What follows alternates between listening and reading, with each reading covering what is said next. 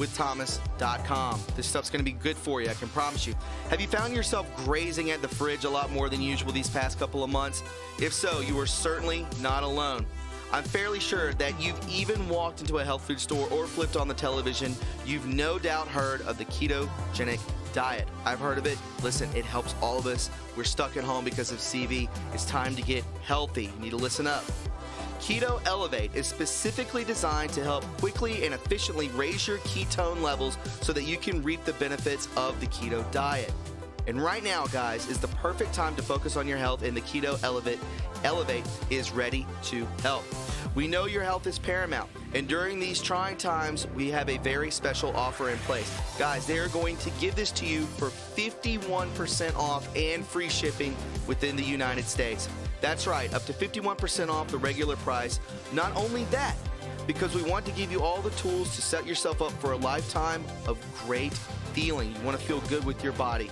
Listen, click the link below right now, www.ketowiththomas.com, and order your supply today. Be one of the first to reap the rewards of the Keto Elevate, and you will receive 51% off with free shipping in the U.S. Guys, listen, this helps. It lessens the hunger and the cravings, increases brain function, clarity, and focus. We all need that. Also, it gives you better metabolism. I have a problem with that.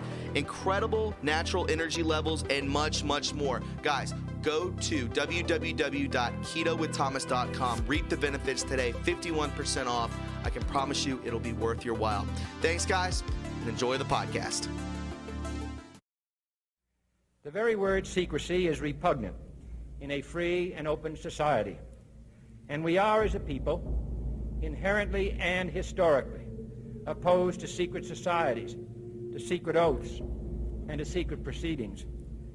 We decided long ago that the dangers of excessive and unwarranted concealment of pertinent facts far outweighed the dangers which are cited to justify it. Even today, there is little value in opposing the threat of a closed society by imitating its arbitrary restrictions. Even today, there is little value in ensuring the survival of our nation if our traditions do not survive with it. And there is very grave danger that an announced need for increased security will be seized upon by those anxious to expand its meaning to the very limits of official censorship and concealment.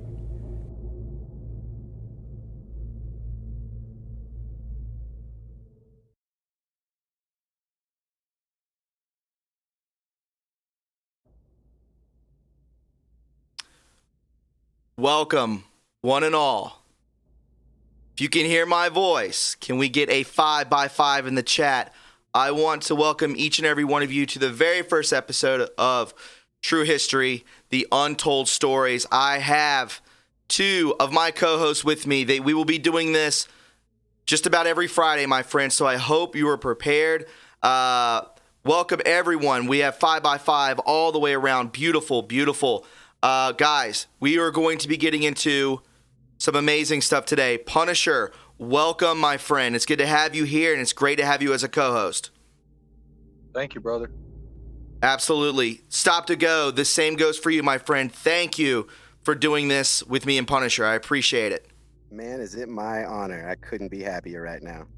Well, the day has finally come, my friends, and it has definitely come. We are going to be talking about a lot today. This is a 2-hour show, and it is going to be full of information that these two intelligent men will bring forth to you. Before we get into today's show, please go ahead and show your support by subscribing. Please go ahead and hit that like button. Click that notification bell as well. So when we do bring forth the truth on True History, the Untold Stories, please go ahead and you will get that alert by clicking that notification bell. Also, guys, if you want to support this channel, we have super chats through the Streamlab links. It'll flash across the screen.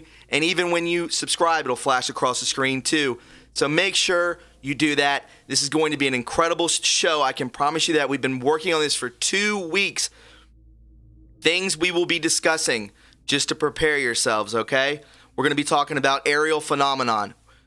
We're going to be talking about Pierce Reese, we're going to be talking about giants, historical sites, missing books of the Bible, the Nephilim, the Book of Enoch, and the Vatican. It is going to be a jam-packed show, so I rest assured, get your popcorn, sit tight, and gentlemen, it's great to have you here. Where do we begin? That's the true question. Where would you like to start? And we will go from there. I'd like to push it off to Punisher. Yeah. Go ahead. Punisher, you're the man on this one. I'm going to go ahead and push off on you and say you're the man and start us off. Well, I just want to say to the audience that this show is about approaching the subjects and questioning those things that a lot of people are afraid to, either because of ridicule or because of the pushback they may get. But I promise you, we on this show will damn sure ask those questions. We're going to be approaching sensitive subjects that a lot of people are not really willing to dive into. And I hope everyone enjoys the show. We got a lot of critical questions with some context. But the purpose of the show is to get you to open up your mind and to think that there's a possibility that maybe everything you've been told was a lie. We're not here to convince you of anything. We're just here to get you to open up your mind. Back to you, Stopago. Yep, I would have to agree on that. And I would start off by saying, the easiest way to kind of digest something like this, because no one likes being told they're wrong or that they don't know something or that, but something I think we could all swallow, is, how, you sing a song your whole life and then one day your friend goes, hey, that's not the lyrics of the song. And then you realize you've been singing it, wrong the whole life. And, it's a little embarrassing at first, but you're happy to learn what you learned and that you now know the real song and it has real actual meaning now, more meaning than it did before. Maybe it has a whole new context. And, if you look at life like that, if you look at it as a song for a second, who knows every single lyric, or is there any one expert or scientist that has every single answer of life? Are they all marriage experts too? And, and so when you really get down to it, there are a lot of tangibles that we could have 1% of what we know to be false. And if that's the case, does it change anything else? Is what we know is that 1%, could it be 100% wrong as far as what we thought we knew? And if what does that change? And debate doesn't mean I win and you lose, which it has become over the course of like social media. People are very they become very attached to their answers. And I would like to stress that this show, for the most part, and our greatest intention is just to stir public discourse and respectful public discourse. So definitely, if you guys happen to disagree with any of the topics, we definitely wanted you to just see it, and that's it. We didn't want you to like Punisher said, not to believe it or take it a whole value. We just wanted you to see it, and if it sparked some of your intrigue and you wanted to research it further, we're going to leave you with some links to do so. So. Without further ado, welcome to True History. What an intro, guys. That was so well done. And exactly what we'll be doing is as we go from topic to topic, we will have the mods in the chat drop the link so that you can do your own research. We're done with having information hidden from us. So the information that these two men have attained, we will drop in the link so that you can do your own research and then spread it outwardly to the collective consciousness. This is what this show, this platform is for, is to disperse information, and you use your own discernment and take it for what you will. Again, there will be topics that could ruffle a few feathers, but I think the stuff that we've come across within this Great Awakening, within this time period, has ruffled a lot of people's feathers. And I believe that we will continue to do so because we're not used to this. A lot of this information has been withheld from us. A lot of this information has been manipulated to seem a certain way when in actuality it really is not. So this is what we're here to bring for you today. Again, this is 2 weeks of research, and that's why we're bringing it to you now. So again, thanks to both the Punisher and Stop to Go. Guys, let's go ahead and get into it. If you want to get into anything, I believe we're going to start with Pierce Reese Real quick, I know I keep butchering that name. Go ahead and start us off, Pun, and give them a few questions to start us off. Well, yeah, exactly. Going back to what Thomas said, we're not here to convince anybody of anything. We're just here to open up your mind. That's it. And what I see a lot of people talking about, one topic that really comes up a lot is Antarctica. Who Mhm. is Piri Reis? There was a map drawn in 1513, which was actually before Antarctica was discovered, Mhm. showing a perfect layout of how it was measured before those kind of tools of survey even existed. What is the Boucher map drawn by Philippe Boucher de la Ville? What was taken from the Vatican in 1754? Why does Antarctica have perfectly mimicked pyramids that exactly mimic Egypt? If so, well, Antarctica was frozen for 23 million years, right? Does that make sense? I mean, was Atlantis under Antarctica? Like, stop to go. Tell us a little bit about who Piri Reis is. You know, Piri Reis is one of my favorite topics, and it's one of the greatest topics I think we could have ever started on, just simply because it was what sparked my initial curiosity as a kid. I came from a very well-rounded as far as people who were had jobs like in the Air Force, and my grandfather was a colonel for a perfect example, and he was someone who I would have asked about UFO curiosity, and he was always very brush off about it, never wanted to talk about it, and therefore to me I just figured it couldn't possibly be important, because if it was, he would tell me about it. And it wasn't until he passed away, I was around 11 or 12, he passed away, and he had passed away with a book on his chest. And that book was written by a Major Donald Kehoe, who was in charge of the Army at the time. And he had been experiencing a lot of aerial phenomena that was being reported by his troops. And when he tried to pass it forward and try to ascertain information from other armed forces, he was getting stonewalled. And so he started a committee. This is what the book was about. And it was all based on a true story. He started a committee called the National Investigations Committee for aerial phenomena. And he wanted to basically find out what was going on, because he felt like there weren't people communicating. And so he had wrote this book, and as a child I got handed this book that my mom told me, hey, your grandfather died reading this book, you should probably read it. And I kept it on my shelf for months and months, and didn't ever take the time to read it until once I had to do a book report, and I had no other books, and I opened up this book, and lo and behold, it ended up being one of the most excruciatingly amazing books I could have ever picked up in my life, because here it got my attention, and I'm reading about UFO encounters but documented by very intelligent military people it was their job to be meticulous about the details. And at the very end of the book, right when you think you're going to get all the answers, you find out in the last chapter that he was approached by what he described as two men in black, who came to him and told him that he was to end the National Investigations Committee and to no longer be asking questions about it. And he was gifted 2 questions. So in return for stopping what he's doing, which he felt semi-threatened, but he said he just took the questions because he felt like it was the only time he was ever going to get real answers. And he asked the question, had aliens ever existed on the planet before, and do they exist now? And they said yes. And he said, where's their proof, tangible proof that I could physically hold in my hands that would prove it? And they looked at each other and looked back at him and said the Piri Reis, and that was the end of the book. So as a child, I didn't know what to make of that, other than it was an answer to a question that I may or may not need the answer to later on in life.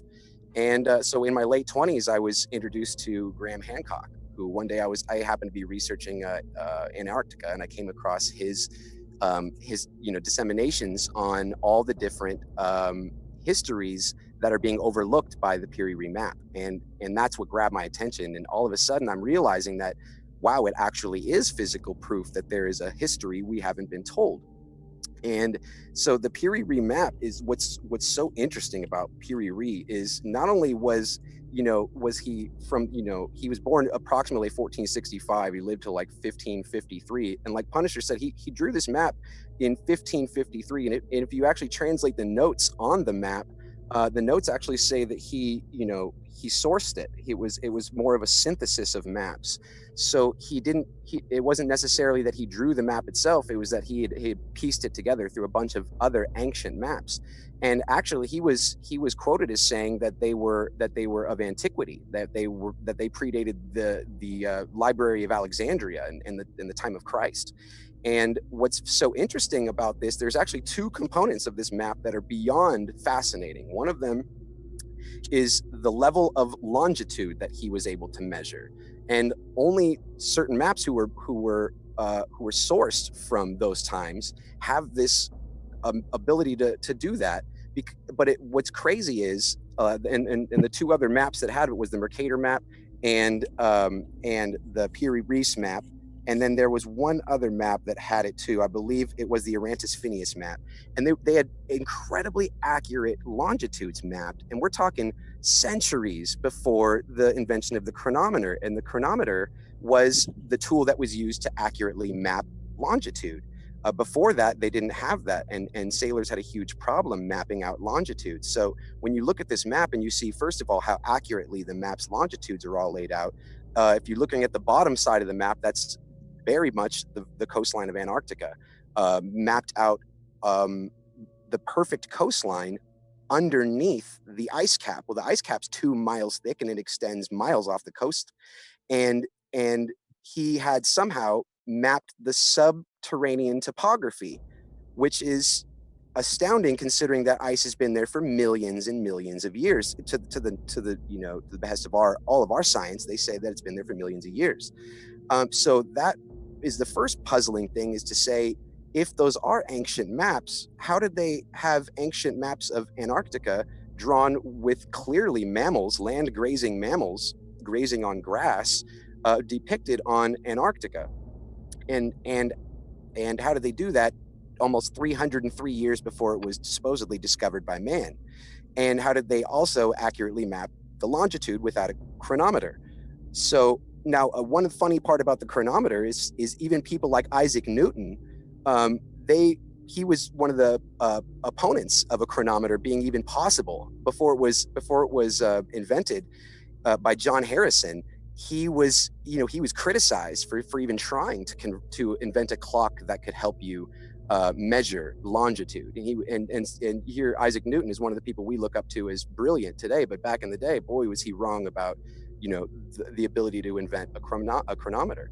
Now, another fascinating part about Piri-Reis was the level of seafaring and the level of cartography that these people had apparently millions of years ago. And unless they were shown underwater, I mean, under the ice, I'm assuming these were drawn when the ice wasn't there. And so where you get to is even today in the late 50s, Lieutenant Colonel Olimar said in a letter to Professor Hapgood at Keene College, who had written him basically saying, I'm studying the Piri-Reis map and I'm finding that there's a unique coincidence between the accuracy of the Piri-Reis map and the subglacial topography of Antarctica. And the Air Force actually wrote him back and was like, they basically said, we have no idea how this data can be reconciled. And now here's at 1950, all of the prowess of human technology and our ability to measure and in here in the future. And they couldn't even reconcile that then. And I don't believe we can reconcile it now. So stop to go. Let me stop you right there real quick, just to catch everyone up. So you have detailed this perfect. If everyone was listening, it was perfect. So the map of Reis was created in the 1500s, correct? Correct. About 1513. 1513. It was created, thus showing that Antarctica was not covered in ice shelves, correct? It had mammals walking it. It had it had all the longitudinal, latitudinal markings on it. And then once this, how is that even possible? And what happened to Antarctica? even crazier, Thomas, Mhm. there is, if you look at the north side of the map, that is actually the coast of Brazil, of South America. So he had actually gone from Africa down to Antarctica, all the way down across Antarctica to the southern tip of South America, and then gone up the eastern shore of South America. So now he had mapped that, but you have to remember, he had sourced that map. So someone prior to the 14th and 15th century had mapped that, and I would say millions of years prior. And if that's the case, who is this civilization that's mapping out the South America and Antarctica potentially hundreds of thousands, if not millions of years ago? It's extremely advanced because human beings were nowhere near being around then.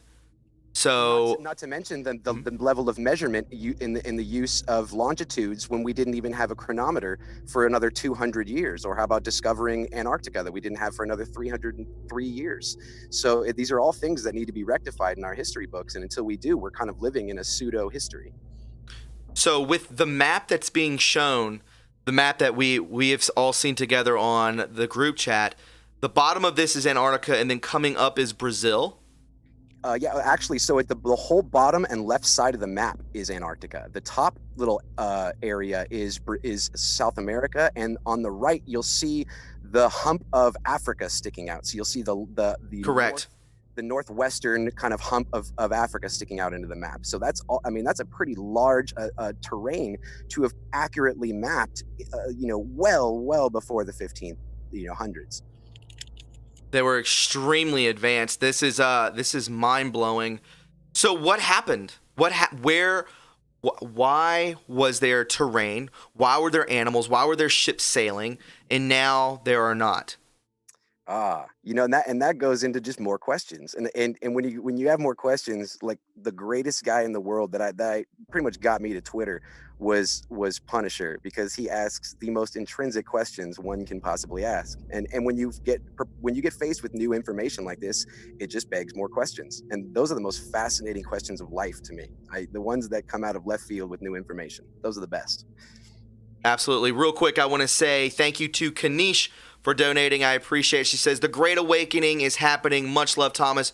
You look marvelous. Thank you, Kanish. I greatly appreciate it. Again, guys, if you have not liked, if you have not shared, do your part. If you just listen closely, you're going to listen. And again, we will drop links. I will drop the links of all the things that we talk about.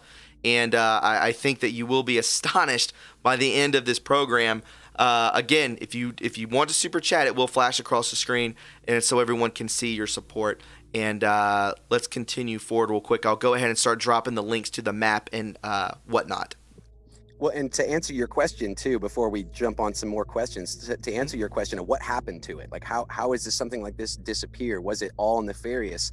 Right. And, in 1995, Graham Hancock wrote a book called Fingerprints of the Gods, and where he basically guessed from the archaeology that he had done and the geography studies that he had done, that he had guessed that a great cataclysm had happened about 12,500 years ago. And he was absolutely torn apart by the mainstream community, who basically they said that nope, couldn't have been, because no other structure existed then, therefore you're wrong.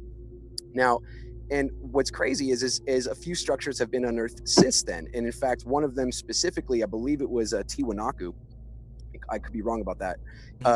They basically proved in 2007, between 2007 and 2010, that a great cataclysm did happen. It was most likely a comet, and it hit between around 12,800 years ago. So here, a guy was his entire life was almost turned upside down because he dared to say something that was different than the mainstream. Yet 10 years later, he was proven 100% accurate. So then it begs the question: if he's right, now what? Because he's right. So the cataclysm created the icy form on Antarctica. Yeah, it could have changed the trajectory or the polar balance of Earth. It could have sent, massive flooding, like the Bible talks about. There's many different things that could coincide. So it doesn't necessarily tell us that our history is wrong. It just, or all 100% wrong. It could even be just, a little bit wrong. But that's what happens in a great cataclysm. And plus, there's two different histories too. There's the written history, which we all pretty much associate with. And then there's the history of actual archaeology and geology that can be dated now. And they didn't really have those abilities to date that kind of stuff like we do now. So a lot of answers are coming forward that we didn't know we had. Absolutely. That's astonishing. I have looked into some of this. If you guys don't know who Graham Hancock is, it's due time that you need to do that. He's been on a lot of big time podcasts, and again was blackballed for a while, blacklisted, and then obviously probably by the Smithsonian, because we all know they're trash, and the stuff that he brings forward is it's been proven. Correct? That he did talk about a cataclysm. They said that he was only 300 years off of what took place. 60 leading scientists, astrophysicists, and geologists all came together in between 2007 and 2010 and said that a comet impacted us exactly 12,800 years ago. So was he wrong? Yes, but he was right just within 300 years. But he was way more right than our collective mainstream science. Yeah, absolutely. Julie Sy says Fingerprints of the Gods, Graham Hancock. That's the one. All of his books, they're all fascinating. In fact, even his newer books are just updates to some of the research and some of the dots that he's connected since then. And all of it is fascinating research to take a look at. Unbelievable. Punisher, anything to add? Please. Well, I actually want to go back to the Vatican, because the map was actually taken from the Vatican in 1754. And what I want to get to is, all right, as I was growing up, I noticed that while reading the Bible, it went from child Jesus to adult Jesus, that there was no in between. So I asked myself why.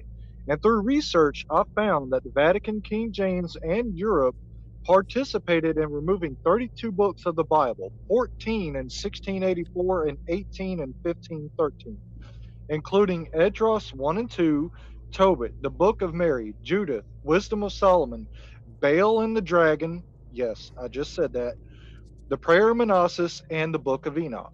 So that right there shows that Baal and the dragon, referring to the Brotherhood of the Snake and Baal, we know who Baal is, was actually mentioned in the Bible. So anyone who thinks that that's a conspiracy theory, it was mentioned in the Bible.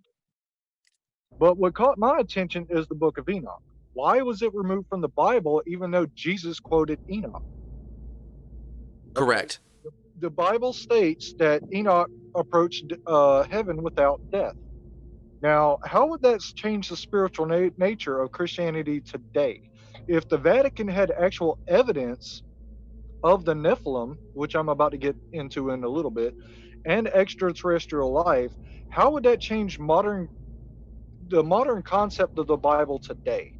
And why does the Vatican hoard it so much like it's a golden secret? Like, stop to go. What are your thoughts on that? Like, what would people do if they knew that the Book of Enoch was real? Well, wow. Real quick, I don't want to jump into something, but I do want to show this real quick in case you were wondering where Jesus quoted Enoch. Blessed are the meek, for they shall inherit the earth. The elect shall possess light, joy, and peace, and they shall inherit the earth. Enoch 5:7 through 6:9. The Father judgeth no man, but hath committed all judgment unto the Son. John 55:22.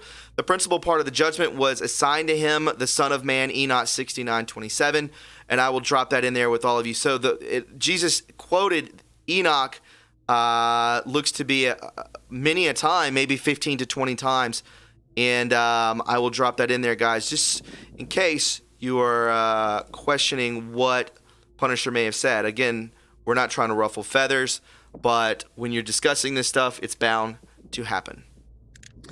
See, that's what I want to get to. It's not what you find out, if you can even find out the truth, because you probably never will. Mm-hmm. But the real question is why. Correct. And I want to get y'all's thoughts on that. I mean, I would start off and say that a lot of the things the Vatican has done in the last, I would say, 300 years was predominantly because of the debt they found themselves in, and they basically got into a great debt. I believe it was Pope Pius that took on the first major debt, and which started as about the equivalent of 10 million pounds, and then grew to over 30 million within a year. So you can tell that was the goal. They were trying to get the Vatican in that great a debt. But what came from that was, they definitely took a lot away from the Bible for one reason or another. And like Punisher says, I don't think any one person has the answer to that, because they've tried to destroy it so bad. But the greater question is why? What would they gain, and cui bono, who benefits? And really, it just comes to a greater understanding of man. When really all we have to look back on is our Bible, and what we can learn of history as our technology allows us.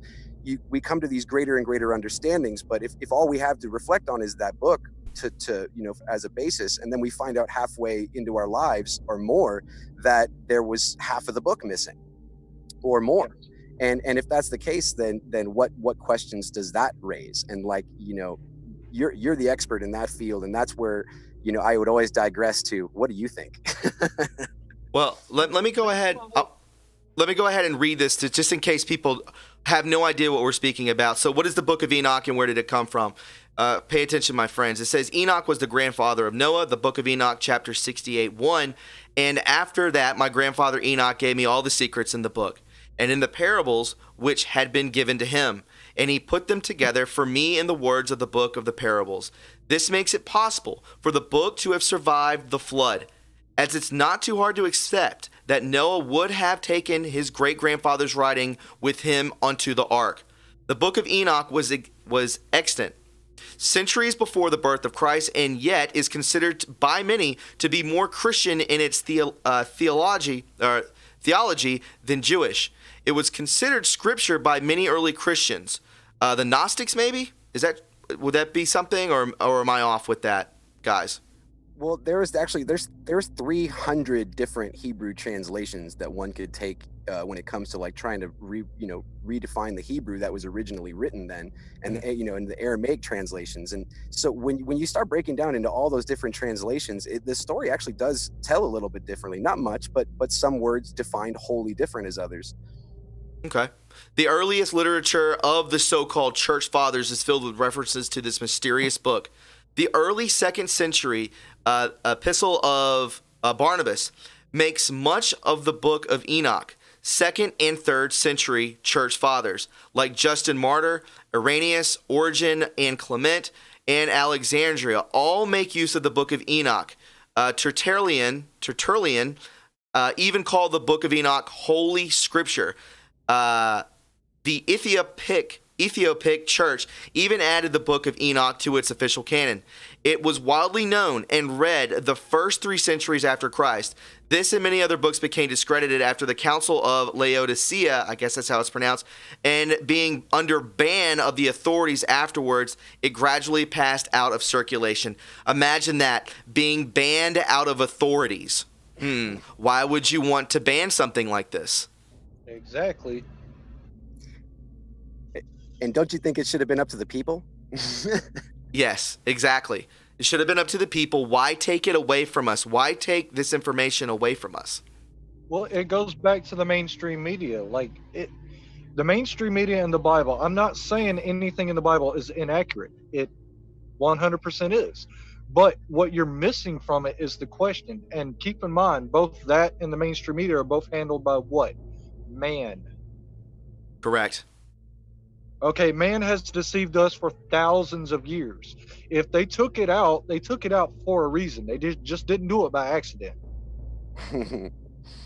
Exactly. It's very much pretty blatantly obvious that they're keeping information out of our hands, probably because it actually benefits us, correct? Well, that's the question, is why? Well, we have sports teams. It's called the Giants, both in football and in baseball. Mm-hmm. And the New York Giants and the San Francisco Giants. And it even talks about giants in the Bible. It says, there were giants in those days. So, there's a lot of parts in that would go against even the Vatican, what the Vatican says is real. Here we had documented stuff that we found all over, the world that goes against what the Vatican's official story is currently. And what's funny is that even in the Bible it says that, like, even in the Bible stories that are released, it talks about there being giants in those days. I'm bringing up some pictures real quick. I know Pun's done incredible research into some of the different, giants that were found across the planet. And I mean, that's the stuff that is just fascinating to me. Yeah, I got documented research. Yeah, mind you, it's a lot of it is the Vatican or the Smithsonian will lay a claim to it, and then all of a sudden it disappears. You never heard anything about it again. And that was actually documented by many different newspapers throughout history who had found this or found that, and it would say that the Smithsonian was on the case, and the next thing you know, the Smithsonian says they don't have it anymore. Yep, or never and I'm had it. Get into that too. Oh yeah. So I have pulled up right now Giants in the Bible. Basically, it's just showing Nephilim giants, Giants of the Bible top documents, Nephilim. So tell me about this, Punisher. Let's go into let's talk about the Nephilim for a moment, or we can talk about, we've talked about if you want to go into the missing books of the Bible, we can talk about that as well, which was, I'm assuming the Book of Enoch. So what do you want to go into real fast? Well, not even fast. We have plenty of time. It all ties in together. Like, let's start off with who are the Nephilim.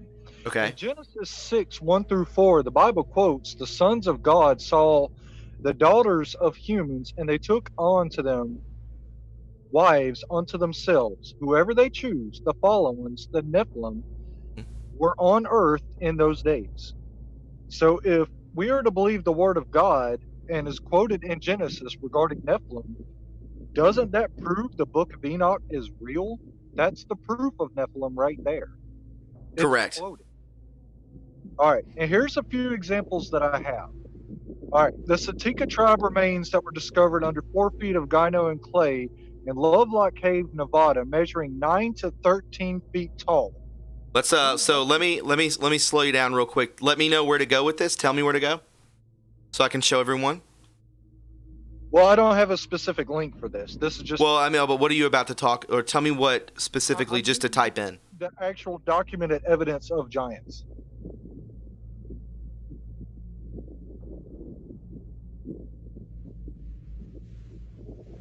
Okay. Go ahead.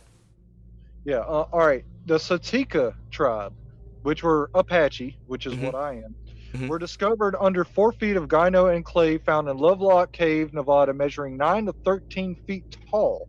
And through bone growth, they were still not fully grown. They were teenagers at 9 to 13 feet tall.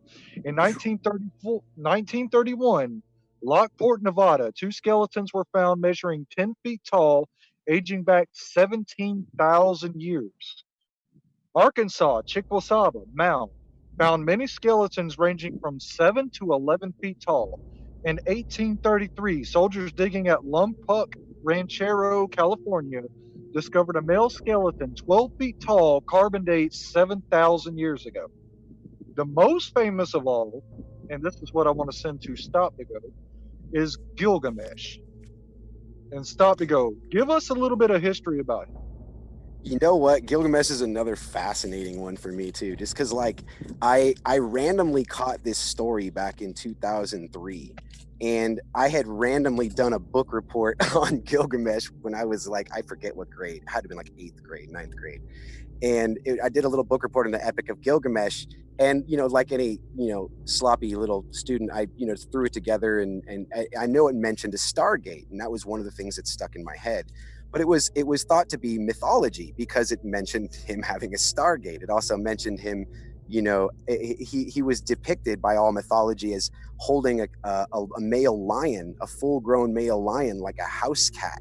Now, imagine how big you would have to be to pick up a lion with your hand and hold it up to your chest And in the depiction, the lion's like clawing into his chest like a cat would, and he's just not even phased. And there's also another depiction of him holding a bull by its hind hooves upside down while he's like driving away another bull.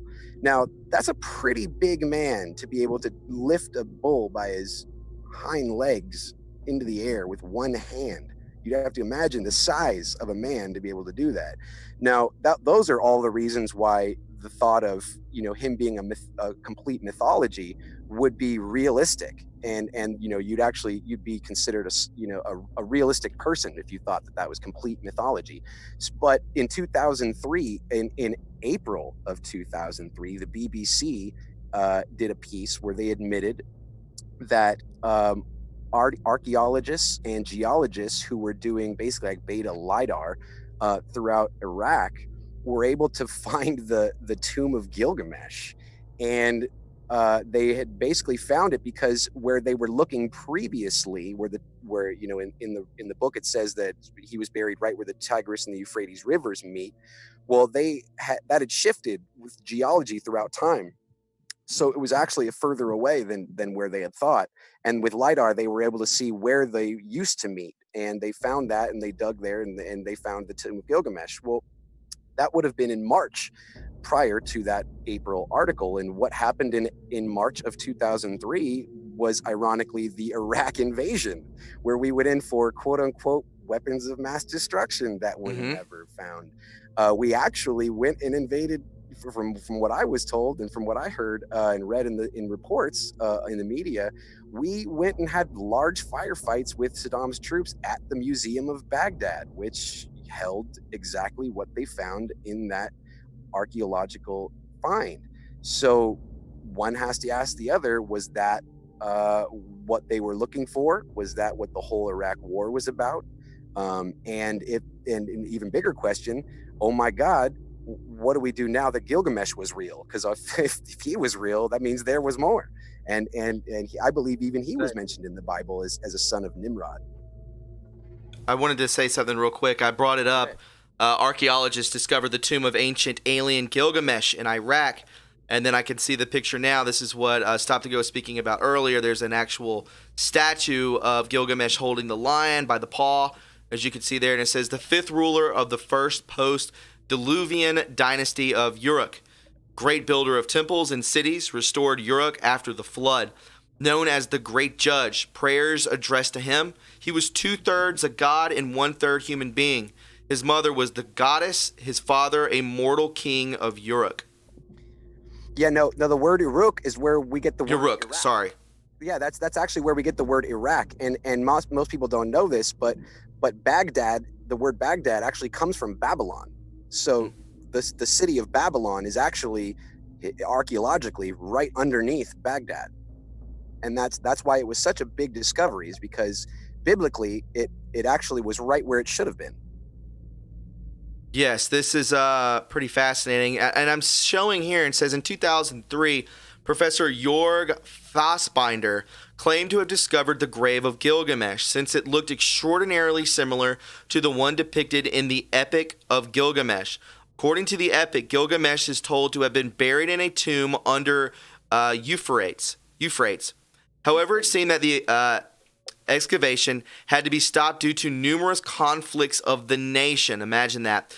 Nevertheless, a group of onlookers apparently managed to record the event and leak it into numerous places across the internet shortly after Americans got there and seized the find. Why would someone want to keep evidence of the existence of legendary and mythical figures like this one under secret? We don't know whether the video you're about to see is true or not, but hopefully you can use it with whatever you need to. I can tell you why they would want to keep it to us, because they don't want us to know any of this was real. Was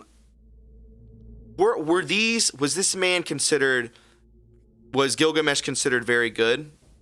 A very good, I guess, 1/3 God, 1/2, or 2/3 God, 1/3 human being? Yeah, he was considered a king, just like Nimrod. They would say like he is like the true king, because no other person could claim that he is king on this plane but them, because they were so big and strong. Like, who else could stand up to him?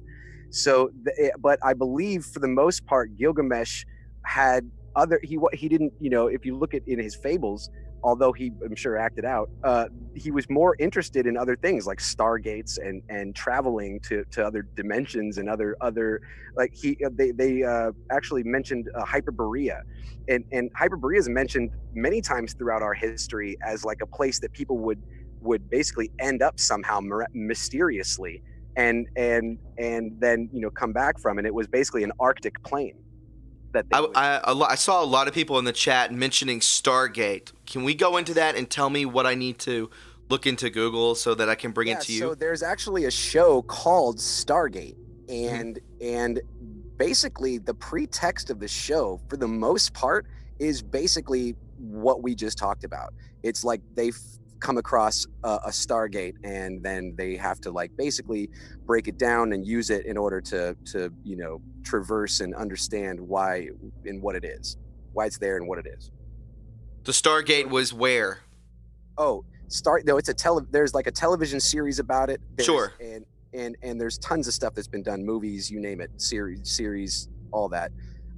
There's more than I could count. In fact, my cousin will be super mad that I wasn't able to name all these right off the top of my head. That's fine. But were Stargates mentioned in ancient text when it comes to stuff like this? Gilgamesh, yeah, Gilgamesh was one of the reasons people thought he was a myth, was because he was mentioned as having a Stargate, that he could travel to different places on this planet, to travel to different places in the different dimensions, just by simply walking through this gate. And it was supposedly a big golden round gate, just like depicted in the show. Right. Wow. Yeah, the Gilgamesh vessel was a crater that contained writing in ancient language. Although the dialect was odd, the writings told of treasure trove created by the gods. The vessel also contained a gate address to the island of treasure and depicted a figure that might represent Gilgamesh. The vessel had been destroyed during the looting of the Baghdad Museum of the Antiquities that occurred in the earlier days of the Iraq War. Yep. The shards that remains appear Babylonian, or, you guessed it, Sumerian. Wow. Yep. Can I say something on that, Thomas? Sure. Okay, well, anyone that's watching right now, like, if you don't understand that, if anyone's sitting there watching this and thinking that that the deep state will not go to war simply for an artifact, you need to start researching history, because these people are very spiritual, and I don't mean in a good way. They're very satanic. They sacrificed over 3,000 people during 9/11 just to pass the Patriot Act and to secure the petrodollar system. So they're not afraid at all of sacrificing people just to acquire an artifact. And that's what a lot of people need to understand. I would agree with that. Yeah, they do not. They want to keep this stuff out of our hands. Anything to benefit humanity, anything to let us believe in actual hope. And speaking of Stargates, because listen, I mean, we can get a little out there if we want to. I mean, that's what I kind of want to take this show from time to time, because these are untold stories of history that, if we're going to talk about Stargates, people, I'm sure the elite know of these things. I mean, you could talk oh goodness, there was a Stargate where we sent all artillery, all nations sent battleships to it was over there in Iraq. I don't know if you guys remember that. It was I can't think of it right now, but I'll figure it out here in a second. My mind's just kind of gone blank, but yeah, go ahead. Y'all keep going, and I'll find it real quick. So, Okay. Well, go ahead. Well, I was just going to ask, you brought up Smithsonian. Yes. And I just want to bring up the fact the Smithsonian covered up so much from archaeological digs throughout the centuries. Who is behind the Smithsonian? Ooh. Now, you're going to hear some names, and good. It is helped funded before he passed by Jacob Rothschild. And guess who's on the protection board of the Smithsonian? George Schwartz. Who is that? You may know him as George Soros. Ooh. So they're on the board of the Smithsonian. Truth bomb. His real name is Schwartz. Yes. Yes. is George Soros on the board of the Smithsonian? That's another thing to think about. Wow. And also, George Soros is helped fund and our beginning of our education system, and owns, voting machines in 27 states. Notice a pattern? Yes. It's all connected, man. All of it.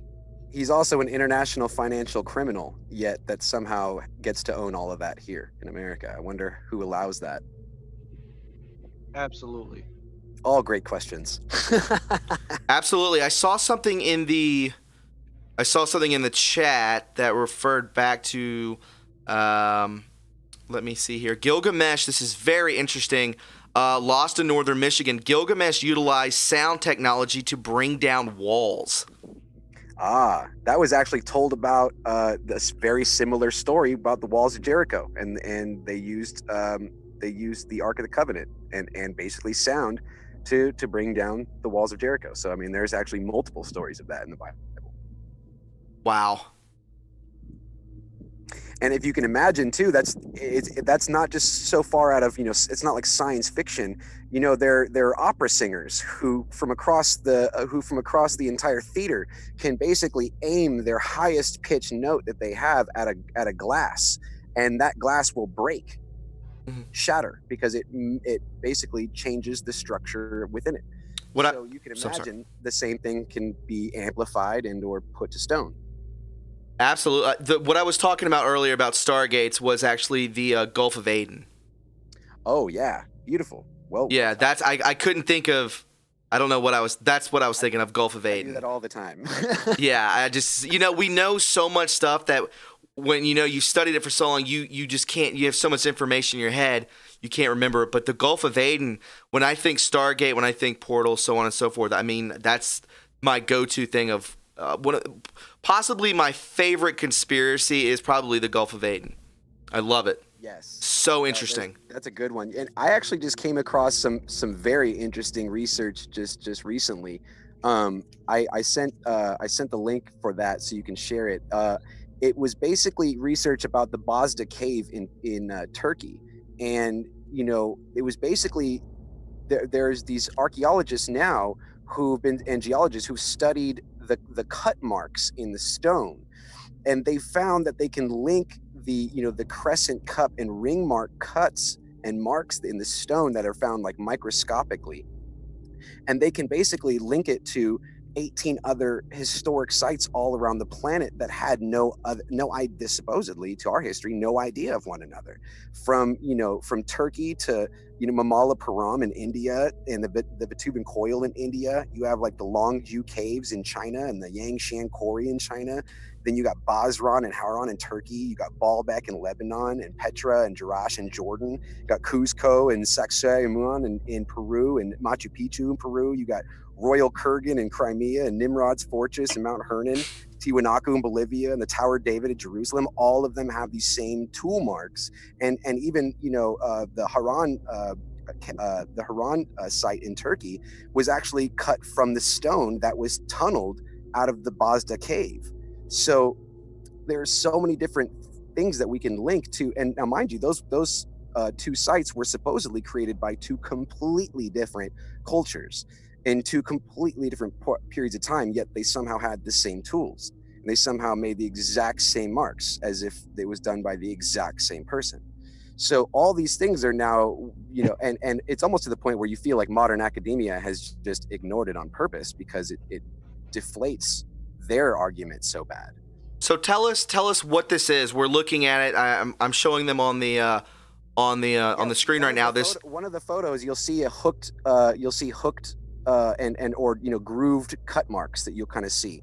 Mm-hmm. And if you go and you search up all those names that I just listed, you'll find, if you find pictures of the rock close zoomed up, you'll find not only extraordinary similarities between the architecture of the buildings and of the temples, but you'll find these almost the exact same cut marks linking them to all over the globe, which then redefines our entire history as a whole. What does this predate? Do we know? Oh God. Well, Bosda caves. A lot of these were thought to be, not older than 12,000 years ago. But then, as more discoveries come about, we start realizing that some of these are at minimum 24,000 years old, and some of them are even way further than that. So when you start, then again, that just goes to add to the whole thing. It almost seems like all of these stories that we're lying out tell a greater story than simply this bare bones, mockery of a story that we're told. I want to switch gears real quick for a second. I want to go back into the Pierce Reese and the aerial phenomenon. We talked about Pierce Reese and the map, but we did not talk necessarily about the aerial phenomenon. Yeah. So yes. basically, it wasn't just the aerial phenomenon. It was the fact that at the end of that book, which is, if you ever read the book that he wrote, it was called UFOs Are Real, and it was by Major Donald Edward Kehoe, and it was about the NICAP. It was about all the investigations he did about NICAP, which was the National Investigations Committee into Aerial Phenomena, and those were all military accounts. Pilots and technicians and crewmen and soldiers and whatnot, all of them seeing things and documenting them with notable precision. And these aren't people who are easily fooled either. It's their job to be very accurate with what they see. And they were reporting things that could not be real. They could not be, they could not be what our history and science says is where we're at. So either we're being lied to or we're being lied to. See, it says here that Donald E. Kehoe actually spoke with contactees. Correct. Wow. Yeah, he was very in depth. He went, because I believe he had some people within his ranks who experienced some stuff firsthand. So he would have been the person who that got reported to. But then when he went to go report it higher, he would receive no help or no feedback. It was just, he felt very out of the loop. And that's why he started NICAP, was because he felt that there were elements within our military who had just decided to do their own thing for whatever reason. And that was a part of the book where when I got to the end, I thought I would learn about aliens. But at the end of the book, it just said Piri-Re. That's the proof. And as a kid, you don't know what that means. Wow. What 11-year-old is going to be able to figure all that out and go and research the Piri-Re and learn about subglacial topography? But in reality, at that exact time, they were also sending a letter, like I just mentioned, to Hapgood, where they were admitting that they cannot even, they can't reconcile that data. Here's the Air Force of the 50s, and the Lieutenant Colonel Olmar saying they can't reconcile it. It's impossible. So he ended. So Donald Edward Kehoe ended the book by naming Perry Reese. Yeah, he said he was basically approached by two men in black. At the end of the last chapter of the book, he said he describes being approached by two men in black who tell him that he's not good to ask any more questions. He's basically to end the committee against aerial phenomena. And then they said, we'll answer two of your questions, but that's it. And once we give you those answers, you can't ever ask any more questions again. And he agreed, due to military rank, and they were pretty forbearing with their seriousness. And he asked the question because he figured he'd get better answers then than ever. So he asked them, and they said, yes, there's alien life on this planet and has been for a long time. And then he said, what proof is there? And they said the Piri-Re. And that was the end of the book. So, I mean, here I was waiting to learn about aliens, and it was just like Piri-Re map. And I'm like, dun, dun, and that was it. And then it wasn't until my late 20s to where I heard the name Piri-Re, and it just hear, a ding in the back of my head going, wait a minute, don't we know about this already? And what can we relate that to? And boy, is that credible. That's so fascinating. That it takes you from UFOs, it takes you to contactees, back to Perry Reese, and then we're back into Antarctica. But now Perry Reese has this. Topic, right? it's amazing that it goes back to that, and then we're for you. What's that? I've got one more for you. They even point out, and Graham Hancock goes to great length pointing this out too, that the Andes people had their first boats that they ever designed they claimed to have been given to them by the Viracocha. They called them the Viracocha, and they described them as tall, pale-skinned, bearded, a lot like, you know, the descriptions of Gilgamesh and others. And it said that they brought to the Andes these boat designs. And actually, the same exact boats that you can find in off the Andes coasts in South America in archaeology, Yes. you'll find those same boats in the tomb of Khufu. Correct. The Sola boat, and that was found at the southern face of the Great Pyramid. It was bigger, but the same exact design. We've actually gone over this before on this show, which is insane. Yeah, the materials, they weren't used for the open seas. It proves that, you know, that they actually, what's weird is not, even though it wasn't made from materials that could withstand the open seas, the design of the boat definitely showed that they had a long and astute knowledge of waves and wave breaking and tides and motion of ocean and everything. So they basically made a perfectly designed boat that would have been able to break waves perfectly. So that is pretty impressive. And they actually claimed in their history that the Viracocha claimed to have come from a vast land to the south. Well, what vast land to the south is south of South America? And there's only one. Antarctica. That's correct. Unbelievable. So the cataclysm was the stopping point of us getting to explore Antarctica because of the freeze over. Yes. Correct? Yes, and another amazing point that a lot of these researchers are making is that, you know, which people do you think are going to be more inclined to survive an extinction level event?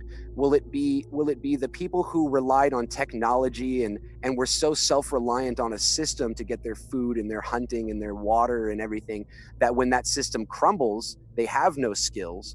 Or will it be the meek, these tribes who basically have nothing, but they've learned how to scrape together every bit of nothing they have to create life out of wood and leaves and all their surrounding environment, like these, you know, tribes that are still haven't seen any mankind to this day. And will they be the ones who survive it because they're used to surviving it? Their survival is their middle name. And I believe that really goes back to the Bible where it says the meek shall inherit the earth. I believe that to be the exact truth. I believe that's where we lost the majority of our written and physical histories, is that it was destroyed in a cataclysmic like event. But who are the strongest type of people you could ever, you know, survive something like that? And that is, you know, tribal people who can live off of nothing all day, every day. I want to hand it over to Punisher real quick. Yeah. Punisher, what do you imagine is now under those ice shelves of Antarctica? Well, I'm actually going back to Atlantis. To be Nice. honest. I really think that there's a major tie to that, and there's so much I agree. evidence out there. Like if you actually look into it, and I understand that there's a lot of people that believe in Atlantis as a one city. I think it was several through my research. It's just basically a sunken city that it goes through several different continents. And from what I've seen in Antarctica, there's just too much that's under Antarctica that it cannot be explained. I'm looking. So a lot of people are saying that Atlantis is under the Bahamas. So you're telling me that it's stretching, that it was multiple areas? I think there's more than one. That's what I'm saying. Gotcha. An extremely advanced civilization, correct? So what I've studied, from what I've looked into, Atlantis was actually, we can say that there are good ETs, there are bad ETs, and the fact whatever happened to Atlantis was actually a stop button because they were advancing so fast that they actually became a threat to the ETs that were malevolent. And by doing that, they created the malevolent ETs actually created a cataclysmic event and destroyed Atlantis.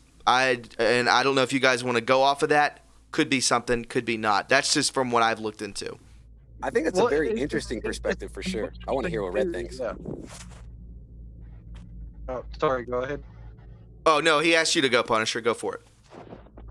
No, I mean, it's an interesting theory, and I kind of agree with it. I mean, if you really look at history, why was it covered up? Why is there so much under Antarctica that's been proven through Perry Reese that Stop to Go just explained? Why is that not in our modern history books? Why is that not taught in our schools? Why? There's a reason for that. Mm-hmm. There's an agenda there. Yeah, absolutely. Yeah, I fully believe that there is. I don't know exactly personally what's under Antarctica, but I know it's more than what we're being told, obviously. But the thing is, by it being hidden from us, is kind of like the answer in itself. Okay, if you're going to hide it from us, why? Because of its advancements? So what? I would say an interesting turn to as far as our history books today. Hey, Stop to Go. Your volume's really low. Yeah. How about now? Is that better? Perfect. All right. Yeah. So basically the greater thing that we could also attach to why our history books would be lying to us, and especially about Antarctica. If you look at the end of World War II, the Germans were known to have gone to Antarctica and have taken a large territory. It was called New Schwabenland. And you can Google that. There's plenty of links to all the different maps and subglacial bases that they were building there. They actually moved almost the majority of their sciences and infrastructure there right before the end of the war, and that's why we didn't find a lot when we got there. So for the most part, yeah, and so when you wonder, why they would lie about Antarctica, well, this for the same reason that we had Operation High Jump and didn't tell our people the truth about it, and for the same reasons that after the war, Bertelsmann AG, who is the largest publisher of the English language on earth, they do all of our history books, they do all of our education as we know it. They are in fact the main thing in publishing as far as education. In fact, under Obama, they signed the $800 million Common Core book deal. And they were the same book company that gave him an $80 million book deal with Penguin House Publishing as soon as he left. The Bertelsmann AG owns all of that. And they were actually, after World War II, the propaganda, during World War II, they were the propaganda arm of Hitler. So the fact that they are the ones that own our history books now, and that they're lying to us about a place that they very much went to, is not ironic. It's not a coincidence by any means. Absolutely. Right. So Project High Jump was with Admiral Byrd, correct? Correct. Operation High Jump, they claimed that it was a scientific operation. When he left America, he left with, and I mean a fleet, a massive fleet. They had planes and aircraft carriers and battleships, and they left going down the coast of South America. And when they got through Argentina, Argentinian people thought they were being invaded. So they actually raised a bunch of red flags where people were really scared that there was some heavy stuff going on. And when he stopped in Argentina, he gave a press conference and they asked him, what are you doing here? And he said, well, it's primarily scientific in nature. And they kind of laughed at him and they went, have you looked outside? What about that is scientific? And he laughed and said, okay, it's primarily military in nature.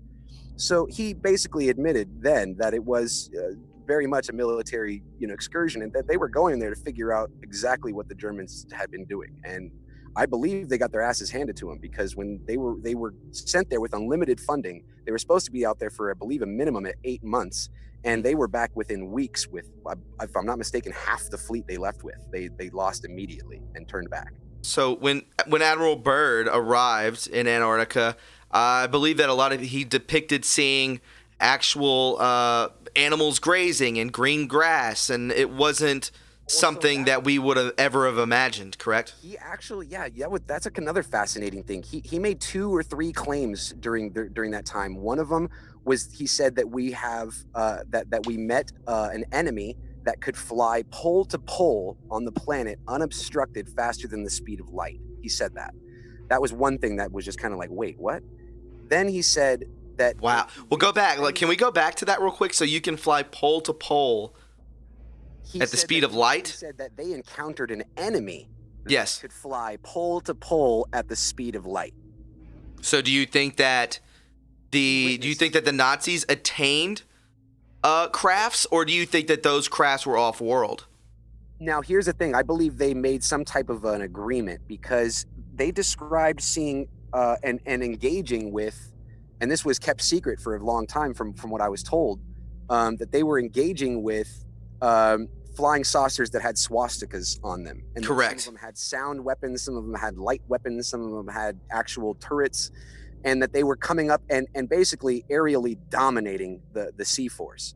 And when they started to engage back, apparently if I'm not mistaken, it was like 200 or 300 foot cylinder shaped ships came out of the ocean, so large that it made a lot of the other boats capsize. And that's when they decided to pull rank and leave. Unbelievable. So, that's such an interesting story. He also made a claim that when they had he had sent planes over Antarctica to try and map out the terrain, and he made a claim that beyond the South Pole lies a land larger than all of the United States, or I believe he said all of the Americas, which is a pretty large terrain if you can imagine it. Massive. Existing beyond the South Pole. Like, what? How is that even possible? So that was one questionable thing that made me kind of think about it real long and real hard. Another thing he said was that the South Pole sits 10,000 feet above sea level, and that the North Pole sits 10,000 feet below sea level. And I thought that was also a fascinating. Very interesting. I'm looking into the chat right now. I don't know if Allison Thorpe says, talk about the penguins that migrate. They can only track one direction, but not the other. They go north to south and back again. They never go in any other way. I don't know. You know what? I would love to hear more about that, because that's the stuff that fascinates me. It's very interesting. I also wanted to say that Admiral Byrd, which many people do know about, this isn't something that I would say, more so than not, people may perhaps have seen Admiral Byrd. Why not make a movie about it? Hollywood, why not make a movie about that? Is that too discriminating on you? Is there something that you guys are hiding about this that you don't want the public to know about? Even further down the rabbit hole, he has diaries that he had written. Correct. About meeting an alien race, and how they basically took him into an inner Earth, and how he was shown an inner Earth. And that is fascinating in and of itself as well. I gravitate more towards a hollow Earth than I do a flat Earth. Oh yeah. And now we're gonna trigger so many people talking about this, so I don't want to stay on it too long. Just based on if you just say based on our what they teach you in your school books, right? They tell you that the core of our planet there's a core that is made of the same stuff as our sun. Mm-hmm. Well, if that's true, then that means we have a miniature sun at the core of our Earth. And if we have a sun, if we have a planet spinning around the core, a sun, then there's obviously, if there's water there too, and if there's oxygen there too, there's an environment. So it's not hard to assume that one of the perfect structures in all of space is the sphere, and that's why a soap bubble is round. When you create a soap bubble, it turns into a bubble. It turns into a circle. It doesn't turn into a tetrahedron. It doesn't turn into a rectangle. It turns into a circle because it's the perfect and most energy efficient shape. And that's why, if you can imagine in space, if you had this giant rock, right, that was like this planet, and it was spinning at such a vast rate, the law of centrifugal force says that the majority of the mass would push to the exterior, like a cell.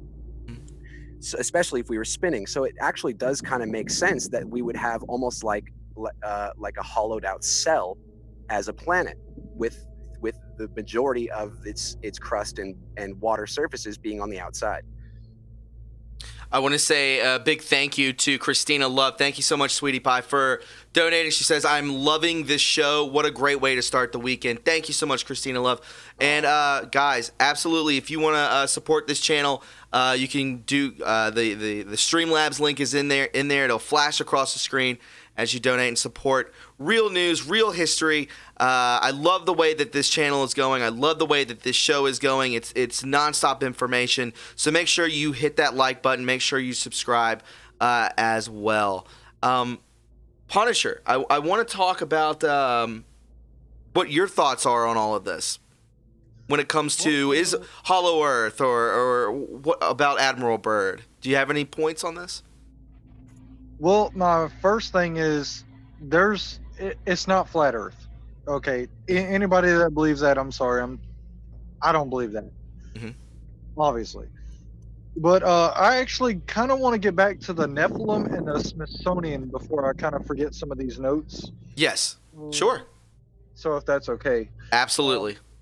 And what I want to say is, like, going back to the Nephilim, if we are descendants of the fallen 200 angels that came to Earth, and we're not from man, what is that the entire purpose of removing the Book of Enoch?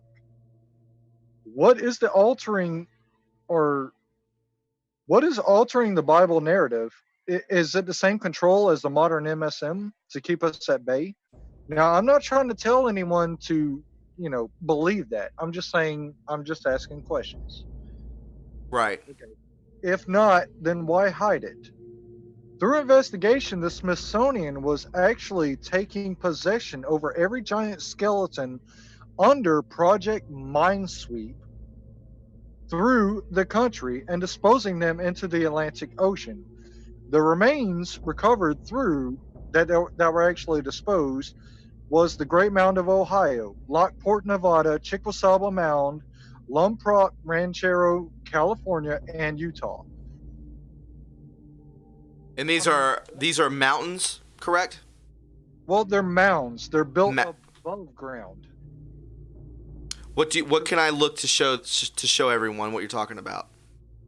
Well, they're burial mounds, Indian burial mounds. They're not dug. They're built above ground. They're found all over the Americas. Yeah. And here's my thing is, was it to back up Darwin's theory of evolution or to hide history for a nefarious purpose? Because all this information is out there. It's fully documented, but you just got to ask yourself why. Or was there a specific race that... Stop to go. Your volume's low again. Sorry. Or was there a specific race that asked or that has something to hide? Is there some specific race throughout history that we've documented that has been able to keep that history from the newer and younger generations so that they don't realize how long this has been happening? Yes. And that's what a lot of people don't understand is, like, throughout history, you buried everybody. But for everybody like 9 to 13, 17 feet, why are you all of a sudden burying them above ground? Punisher, you're gone out. Give me a check. You're still going in and out. So I'm showing every... Yes, go ahead. No, I'm here. Oh yeah, you're it's very distorted. Oh, sorry. I didn't like what we were talking about. So I'm showing everybody right now these burial mounds. Actually, kind of very interesting. I'll chime in real quick. Abraham Lincoln actually mentioned the burial mounds of Pennsylvania as he was told by Native American tribes there that there were giants buried in those mounds. And he had actually been told that Lewis and Clark were shown those same giants by that same tribe. Really? He was shown a wall that they had signed leading into one of those chambers that Lewis and Clark had signed on one of their expeditions. And I haven't ever found proof of that, but I definitely wanted to travel out there and research that further, because it does align wholly with everything that Punisher was digging into. I found it. Abraham Lincoln in the Giant Lost Race, a Niagara Falls speech peering into a forgotten time. Mm-hmm. Yeah, it was a very, very interesting words. A lot of people have taken his words many different directions, but he definitely spoke some very powerful words about a forgotten time, and I believe that's exactly what we're touching across with all these pieces of history that have been left out, and that they all tell a greater story. They tell a story of our forgotten history that I believe a lot of it not only was lost in maybe the Great Flood, but a lot of it was lost in the burning of the Library of Alexandria, and potentially in catastrophes prior. Very interesting. Yes, you sound good now. Yeah, I don't know what happened. I had a disconnection that cut me off. Yeah, I don't know. That's strange. Well, it's good to have you back, man. Good to have you back. So we're still talking about the mounds. We're still talking about the mounds here. Yes. And that's funny because I'm Apache and my father was Apache, and like this goes through like my family history. Wow, yeah, that's so interesting. So I bet you're totally enthused with this. Yeah. Very much. That's amazing.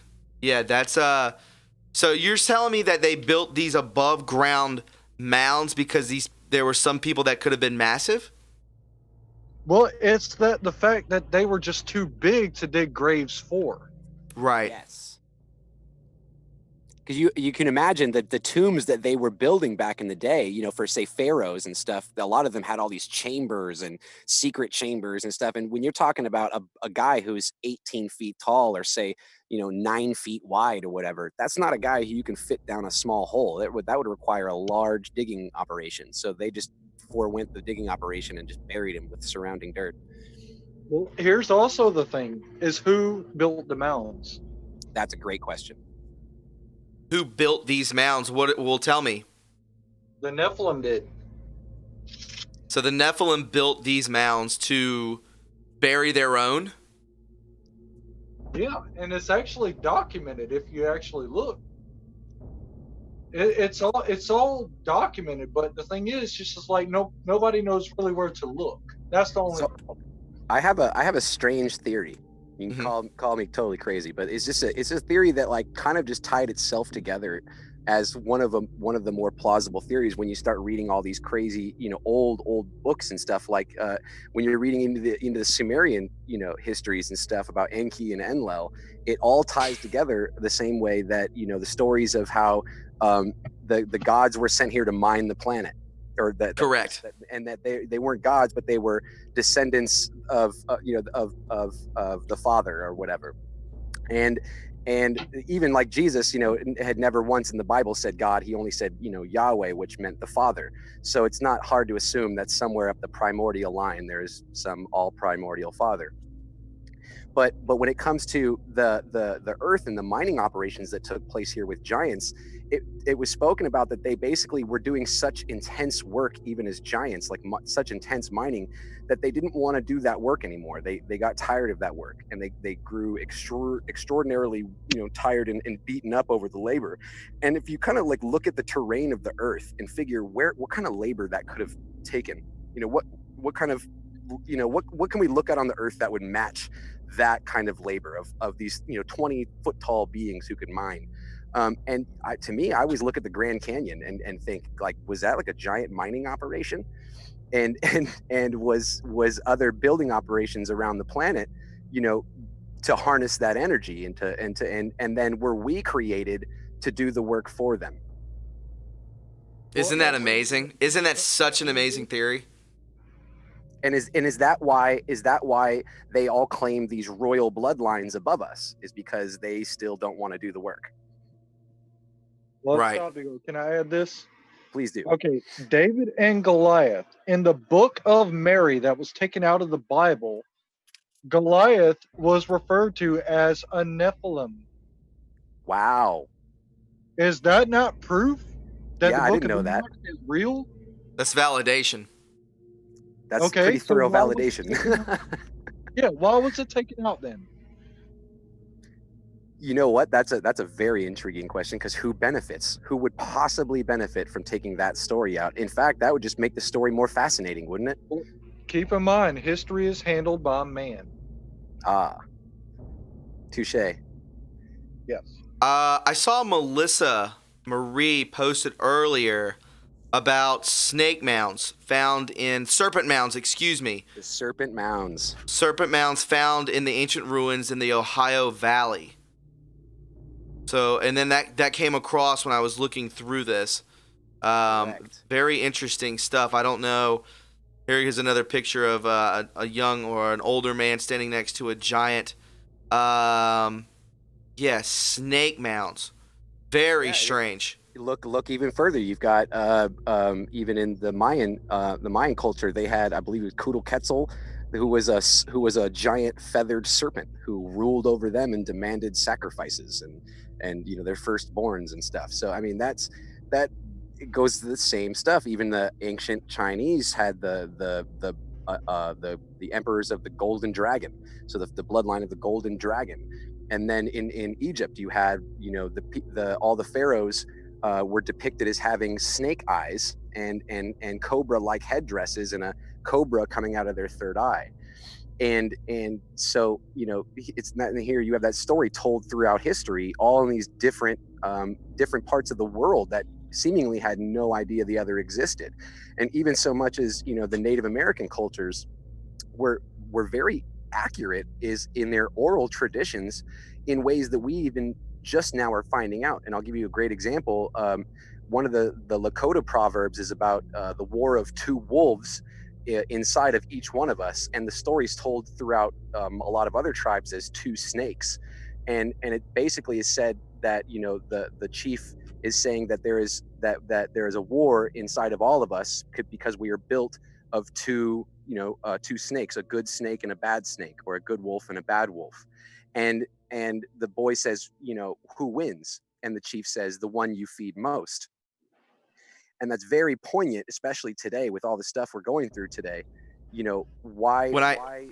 Yeah, go ahead. I was going to say, when I think of the two snakes, I always think of like the healthcare where it has the two snakes going up. Yes. That's exactly why I was going to say it was so accurate, was because how would we know that years later that's the depiction of DNA? DNA. That's the medical symbol, but it's also the symbol for DNA, because correct. It perfectly mimics the helix of two snakes. That's so insane, man. So how did they know this, and how did they know it predating almost all other civilizations, across a planet from other civilizations? And just like Punisher saying, why keep it from us? Why? What is the real truth? Why can't we know the truth? What would we do with the truth? Here's a great question for you, Punisher. What would we do with the truth? Ooh. as humanity? Well, that's why it's been hidden from us, because if we knew, it would change our religion throughout history. Like, it would literally just change the whole religious dynamic of America and pretty much the world. I have a greater answer too to add to that. They don't want people like us to know that we are descendants of kings and descendants of, like, it goes against the Democrat policy of having everyone dependent on the government, to have everyone learn that they come from a long line of kings and builders and thinkers and theologists and fascinating hard trials and tribulations to survive people who crossed oceans and conquered mountains and God knows what else, giants apparently. We're very special people. The president always says I've said it many a time on this show that the president continues to tell us that we're very special people. I think he's alluding to something else. B. Spain says in the chat that it would set us free. Rebecca V says we are actually powerful. Yes, we are. Understand too. One of the biggest things that they use to keep us down is the feeling that we have nothing. Right? Yes. The feeling that we're all in this and we have nothing and we're all very alone. But when you really start to realize how many other people are out there and how many people really do have these same thoughts, whether they hide them or whether they put them out there, you start to realize you're not very far, apart from one another.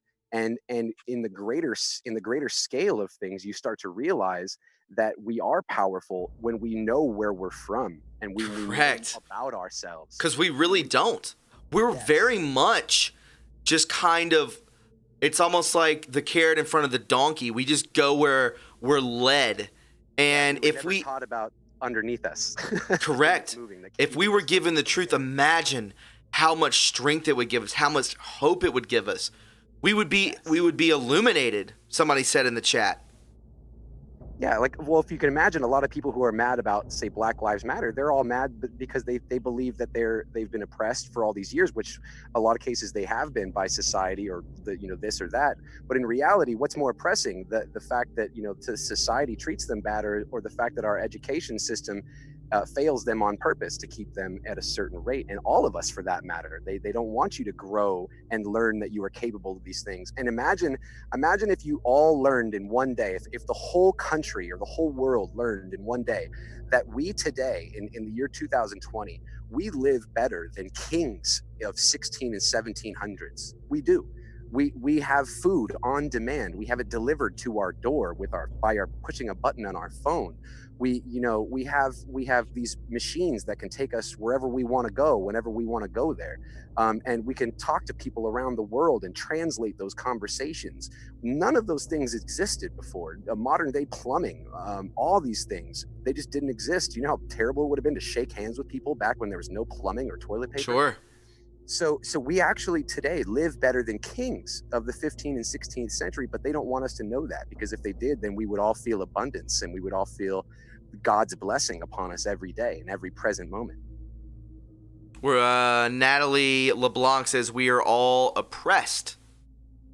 We're all oppressed. That's correct. We're oppressed by a system that does not want us to learn, because like Woodrow Wilson said in 1913, we are now basically setting up an education system where the majority of Americans will now forego the privilege of a liberal education and instead be fit to perform specific manual tasks. And he was basically letting us know we're not going to have a nation of critical thinkers anymore, because the bankers who just took out our Fed and bought our Federal Reserve and started our Fed, they don't want us to be smart. They want us to be dumb. And to further that, they wanted to basically jam home entertainment by creating Hollywood that same year. So the same year our education became publicly funded education through the Federal Reserve, we also created Hollywood to supplement what lack of education we would be having. And that's where we are today. We're 107 years advanced into a system that over entertained us and undereducated us. This is a great question. A great question coming from BP, one of my good friends. We talk all the time. So are the oppressors alien or evil? That's a great question. That's such a good question. That's right up my alley. I'll tell you what, from just some crazy research that I've done on Phil Schneider, I found, and he's done incredible lectures. He was killed in 96 after doing a series of lectures in 95. I found an interview of Al Bielek, who was in the Philadelphia experiment, being interviewed about Phil Schneider, I believe 2003, 2004, about Phil after his passing. And one of the unique things he says in that interview, when asked about what made Phil Schneider come forward, he talked about underground bases, because that was what Phil did. He was a geologist for underground bases. He claimed that he worked on an underground base for the UN, underneath, like 100 stories underneath the UN, that exactly mimicked the UN. And he said that supposedly some big alien beings came out and sat at a table above everybody else and dictated to everybody what was going to be happening above ground. And that's when he realized he was on the wrong team. So Correct. To answer your friend's question, just in that research alone, if you ever go take the time to go find that video and listen to it and find other stuff around it, I would have to say he's pretty on the money, just based on that research alone. Al Bielek, correct? Yes, Al Bielek. He was in the Philadelphia experiment, but where him and Phil Schneider met, Phil Schneider was the son of Oscar Schneider, who was, I believe, the captain of the Philadelphia experiment. And that's how they ended up meeting later on. When Al Bielek was giving talks about the Philadelphia experiment, Phil Schneider ended up introducing himself to him and saying, "Hi, I'm the son of Oscar Schneider." And that's fascinating to me, because that does tie a lot together that Phil didn't even want to go into at that time, because he didn't want to say too much. He was content on just showing people that there's, hundreds of underground military bases in the United States, and, 1,000 or plus worldwide, and that was a lot of information then. And he was actually the first person to ever speak publicly about adrenochrome. So, you know, again, go research everything you can on Phil Schneider, because those talks are fascinating. Again, if you don't know what the Philadelphia experiment is, on October 28, 1943, an experiment was conducted at the Philadelphia Navy Yard. This event, appropriately enough, became known as the Philadelphia experiment. A Navy escort destroyer named DE-173, better known as the USS Eldridge, with hundreds of tons of electronic equipment aboard, lay in its dock. A lot of people say they went through a time warp of some kind and were actually frozen on, became one with the ship. One of the craziest stories ever. Actually, Al Bielek actually describes that when that whole thing... Stop to go, your voice is low again. All right. Al Bielek actually described that when the Philadelphia experiment started, that it was going all wrong, and that people were like fusing into the walls and stuff, and that him and another person got fused and actually jumped off the boat because they were scared and fell into some type of a time warp where they were falling for periods of many minutes. What? Yeah, I've never heard that part of the story. Yeah. So if you ever go find Al Bielek and the time travel stories, you'll find plenty of cases of him telling the story. That you'll find that, and it's one of the most fascinating parts of the story is him claiming to have jumped off and getting caught in the time warp of it all.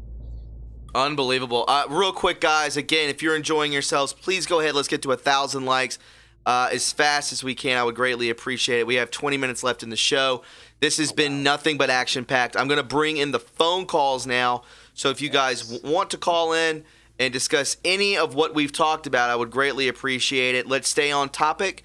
I don't want to talk about today's news. I want to talk about what we've spoken about today so that we all stay on point, because a lot of people will revert back to watching this if they aren't in the chat now. And I want the show and the calls to be together as one, which would make it an even better show. So, yes, my friend. I can mention a few things real quick before. Let's go. Absolutely. Sure. Okay. Have you ever heard of the city Cahokia? No. Okay, Cahokia was actually built during the Mayan era. It was America's first largest city. It's located near St. Louis. Wow. It's got over 1,700 Indian burial grounds.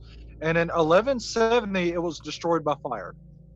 Another thing removed from history books is that it is fully documented, is that all of America's first settlers, including Magdalen, Coronado, Sir Francis Drake, all claimed to encounter giants. Now, why was that removed from history books?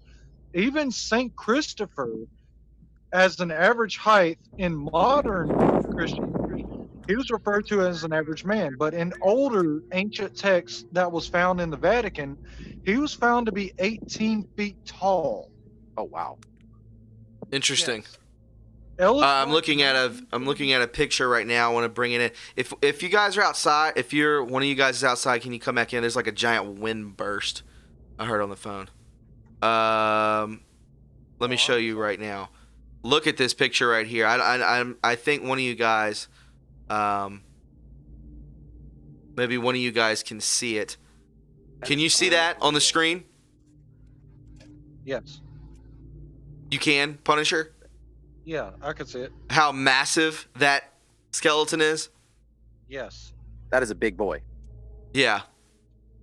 Well, going back to that, Ellis Wright in 1932 found human tracks 22 inches long. In 1882, human footprints found in sandstone in a prison in Carson City, Nevada. The prints were measured at 18 inches long and 8 inches wide. In 1968, William J. Meister found the impression of a sandal measuring 19 inches, crushing a tribulite in a fossil that was carbon dated 300 million years ago. Unbelievable.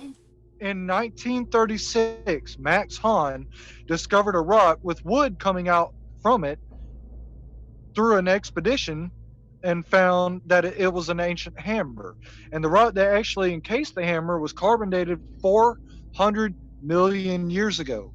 The head of the hammer was over 15 pounds. Oh, I'm looking up. That's insane. I'm looking at the giant footprints. These are in stones, correct? Yes. Yes. Let me bring that into. This is, and they're dating back how old? Millions of years, hundreds of millions of years. So the question is, it's not that giants exist. That the evidence is there. So you can't display that fact. Right. But the thing is why is this being removed from history books, from education systems, from Smithsonian? Why? This is a great question. Rebecca V asks, "What did the giants do you think they ate?" Cannibalism. They were Yep. all cannibalists. Oh wow.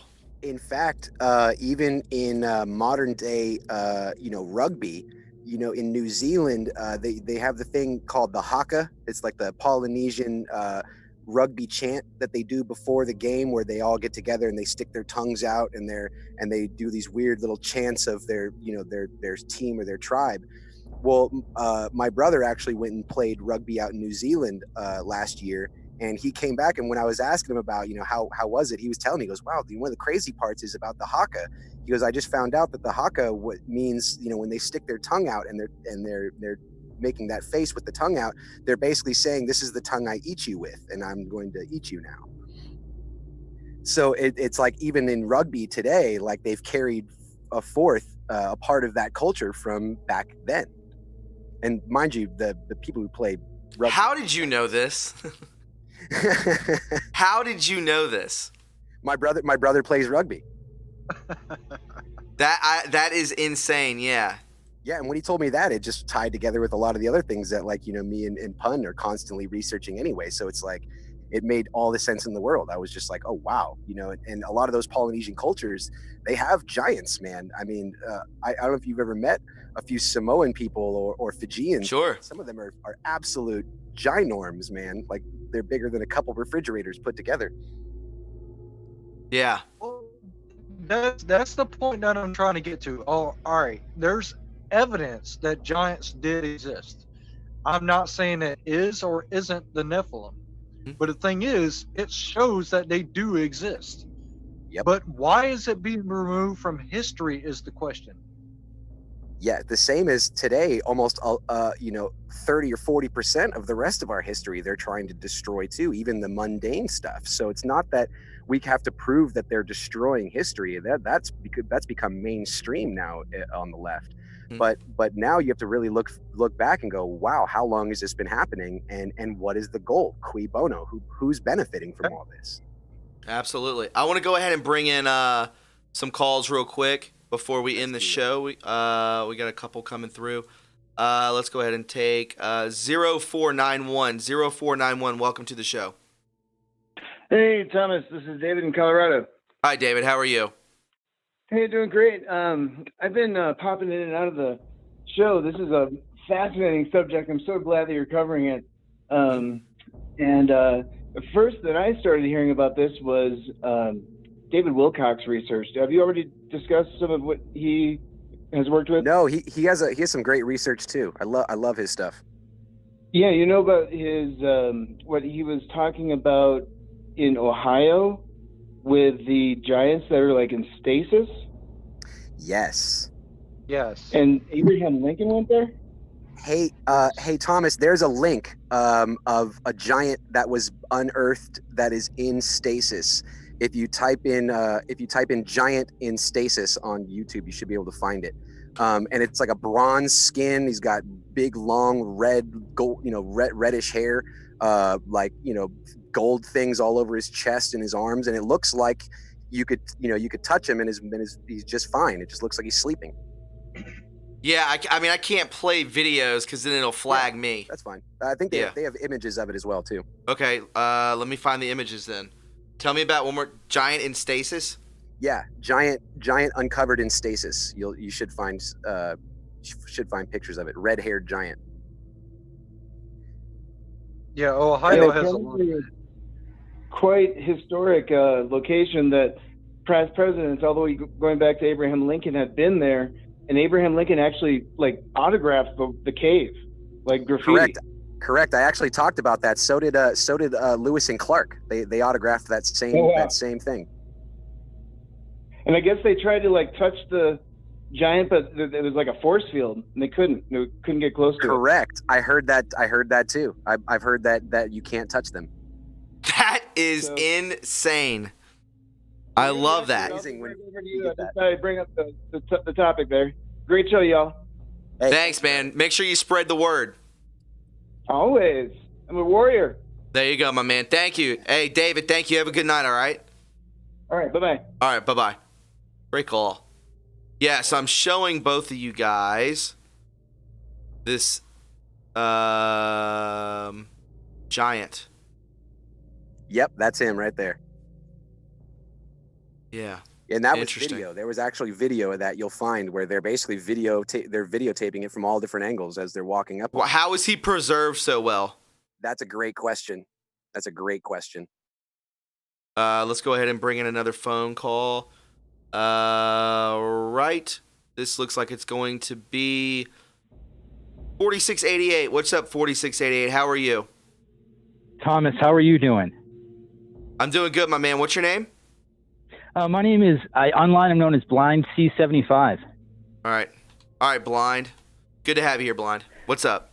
Oh, I'm so happy to talk to you, and I'm so thankful for you to be here. Enough Awesome. with that stuff. Sure. Anyway, my quick question was... real quick, Blind, real quick. Melissa Marie says stasis is temporary. They wake up eventually. Correct. What? Correct. Wow. Gotta love it. Can I add something to that real fast? Sure. Would it be out of the realm of possibility that the reason why they wanted to be buried with all of their things is because they also knew of an impending disaster, say, and they put themselves into stasis in tombs with all of their stuff so that if and when they survived it and when they woke up, they'd have all their things? Right, man. Correct. Here we go. Let's go. Chimney Rock in Colorado is perfectly east facing. And when you look at it from a north perspective or a south perspective, it has the exact same dimensions as the Sphinx. If we were to make a center point of the Sphinx, we do find, of all continents, in the Eurasia African complex, boom, there is the Sphinx. We do the same thing with the North American complex of the North American continent. We find Chimney Rock. Wow. Those are not two uncommon things. And that is a secret that I bring to you right now for that, Thomas. I would like to ask you a question on the same topic, but I want to bring it to another level. Okay. Would that be okay? Yeah, yes, absolutely. So I just want to jump real quick, and I'll go back to Chimney Rock in a second. I have any question you want. I have something special on that topic, too, if you want to continue. That's just something that has never been broken before in hidden history, and I want all the viewers and to realize how secret that history just was broken for you guys. I love that. Right?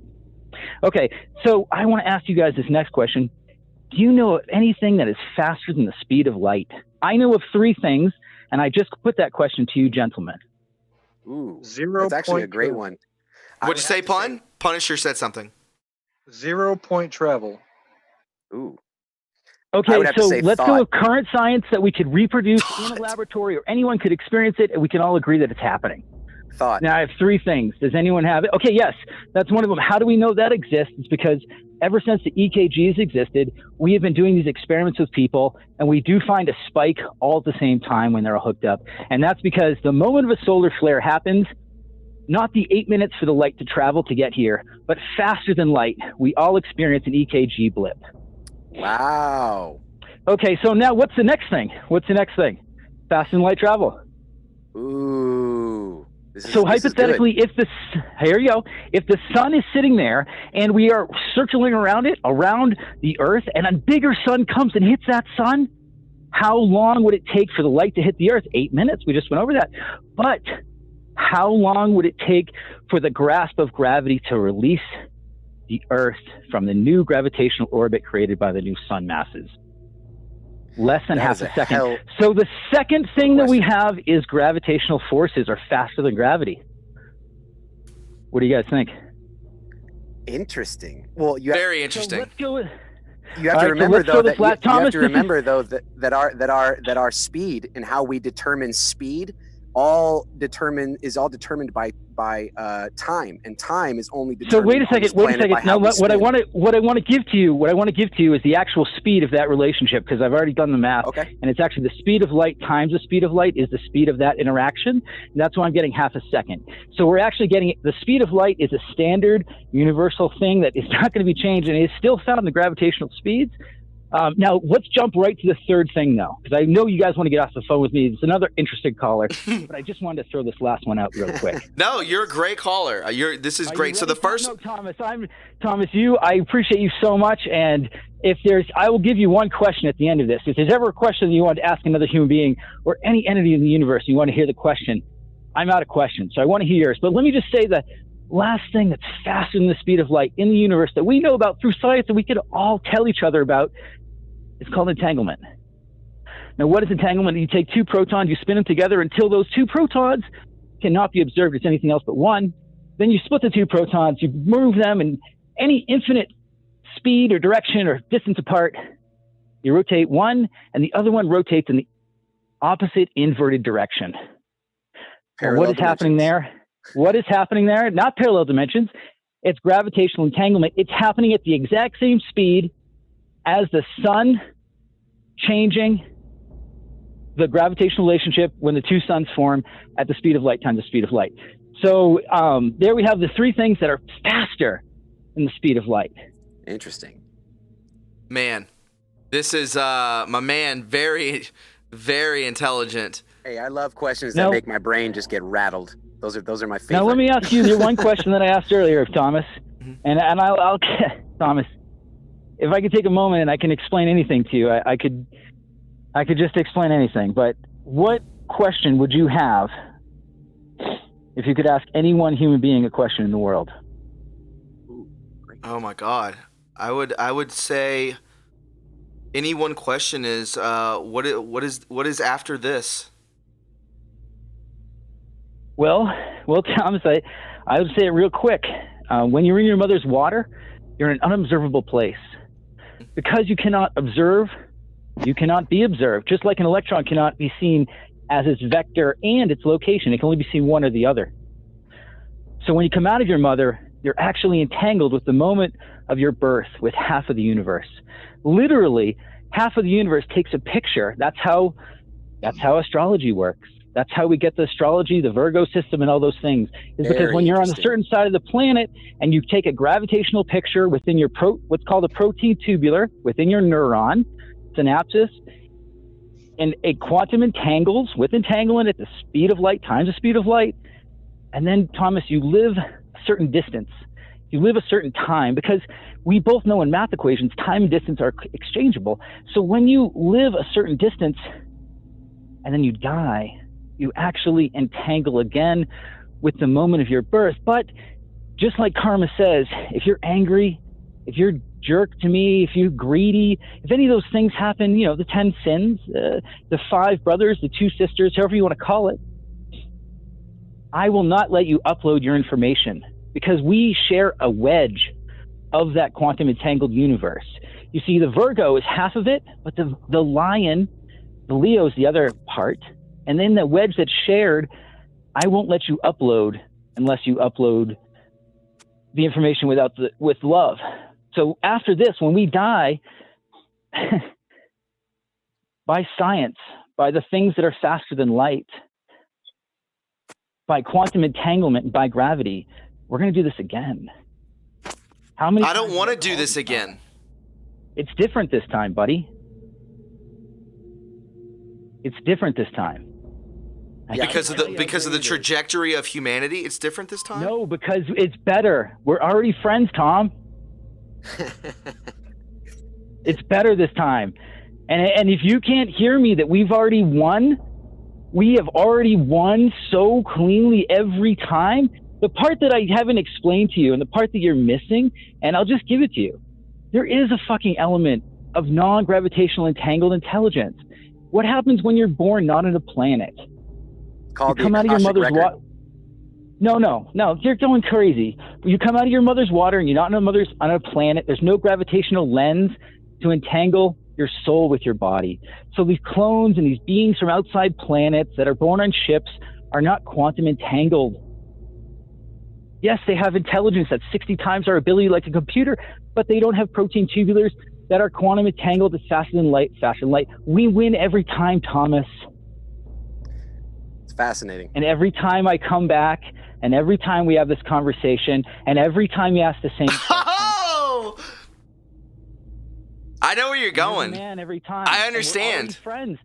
And when Red Pill hears about me, listen, when Red Pill hears about me and he knows who I am, because I've been emailing him, I'll do the interview. But I'm not going to do the interview unless you tell me I should do the interview with Red Pill. Wow. Do an interview with me, son.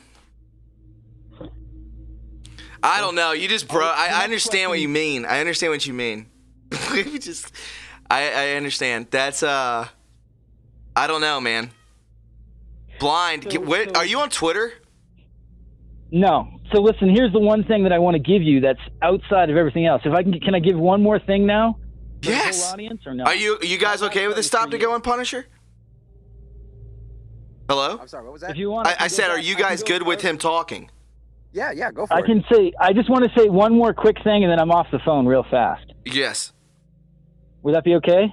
Yes. Okay. So if we go through all of the religions and we were to find something in common with all of them, we'd find the rosary.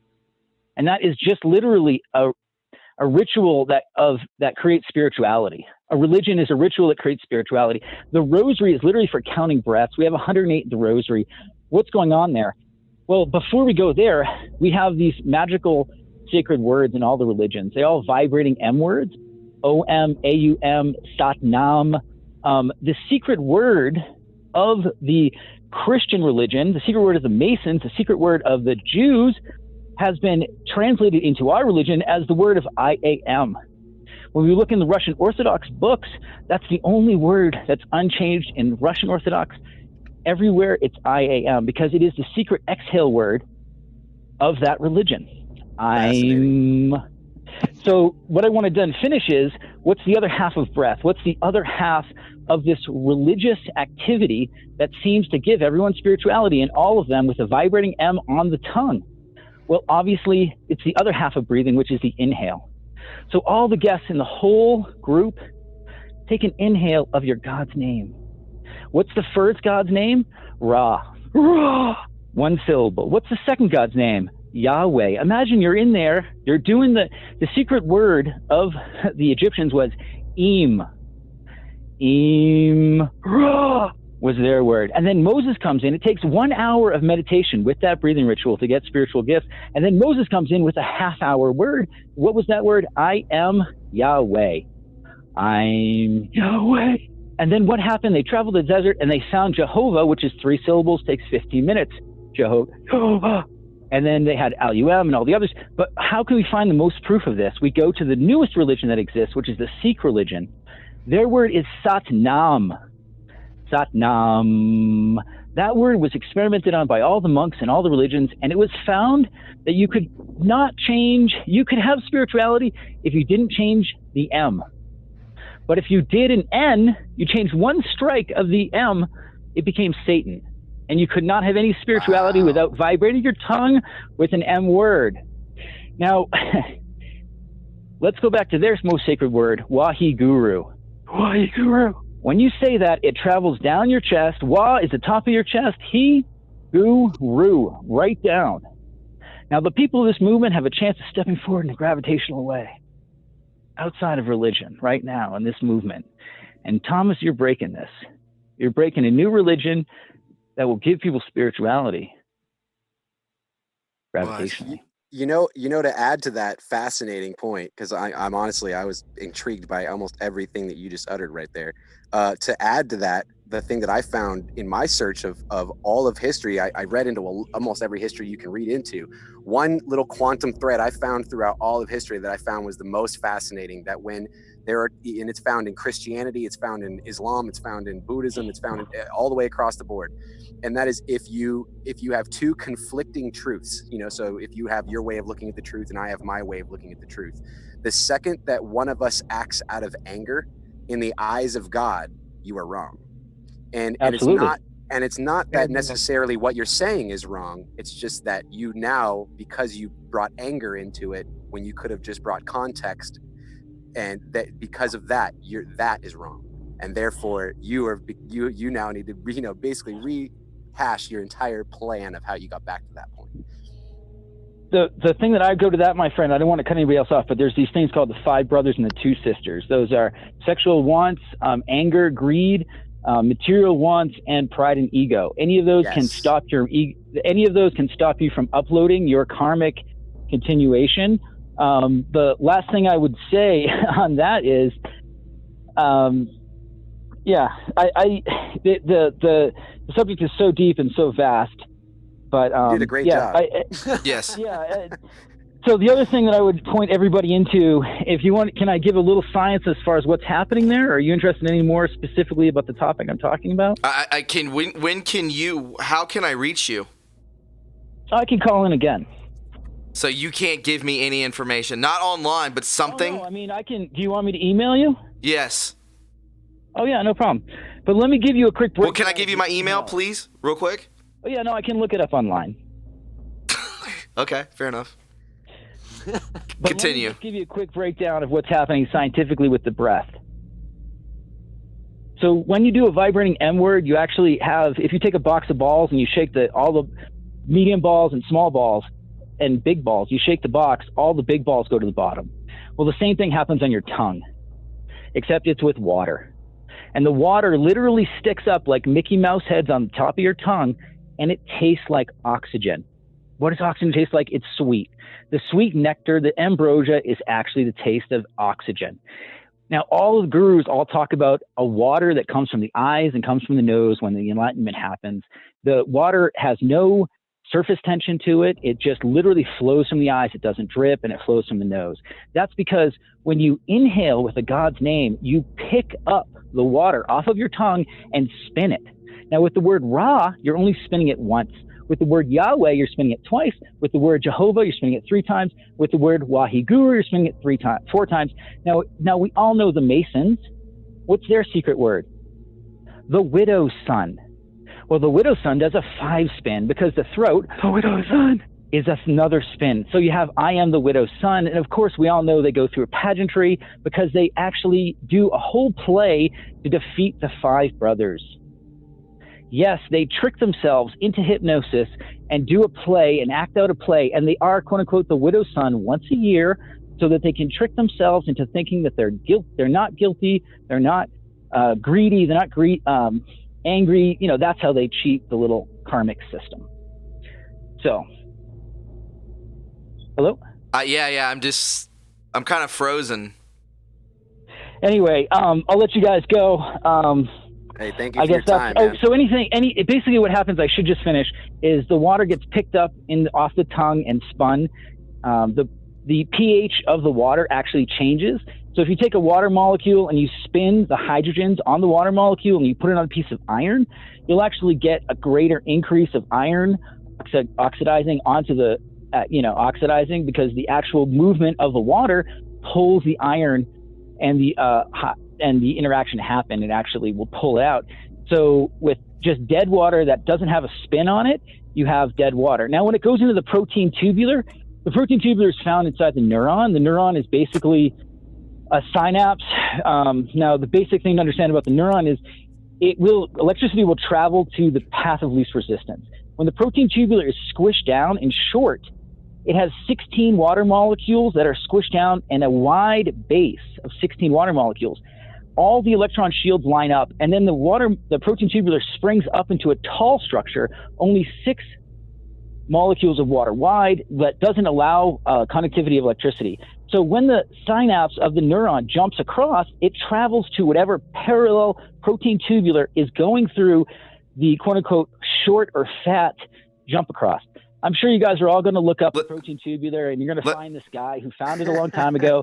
But he's big into this stupid chemical thing of it. He doesn't realize that when you actually go to Paris, the Eiffel Tower gets hit more than any other building. That's because electricity travels for efficiency. The protein tubular's job is in a parallel fashion so that it controls the path of electricity. So the path of electricity is going down the center of the protein tubular, such that the actual edges of each one of the protons on the in-facing Mickey Mouse head water molecules lines up, so you have a perfect conductivity going down, quote unquote, a coin-shaped or a column of water. I have two things to ask you, and then I'm going to let you go, okay? Two things. Go ahead. Is there a correct chant to inhale? Yes, there are damaging chants, and that's one. But I just want to know. I want to know the good one. Can you do Jesus? Can you like Jesus Christ inhaling? You always Jesus' Christ's secret word is Yahweh. He knew the Correct. power of Yahweh, and he knew the power of Jehovah. So you can always use those, but there are no bad gods' names. Are you But you can. So what you're trying to do is you're actually trying to pick up water off of your tongue and spin it, so your pH changes, because when the protein tubular squishes down, you're going to get more activity and more conductivity, and more spirituality is able to be drawn into what's actually happening. Your consciousness is able to come through at a different level. This is where you get the Akashic records in those different places, as mentioned before. Well, Blind, I listen, man. If you got my email, if you've already downloaded that, I need you to reach out to me. Obviously, I can't reach out to you. So I need you to do that for me. I would greatly appreciate it. I do have to end the show with my two co-hosts.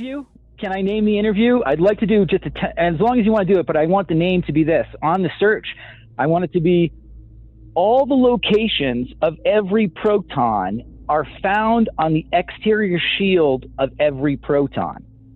Would that be okay? Yes, you can name it. I don't care. All right. Well, guys, have a good day. I'll talk to you guys later. All right. Thank you, Blind. I appreciate that. All right, gentlemen.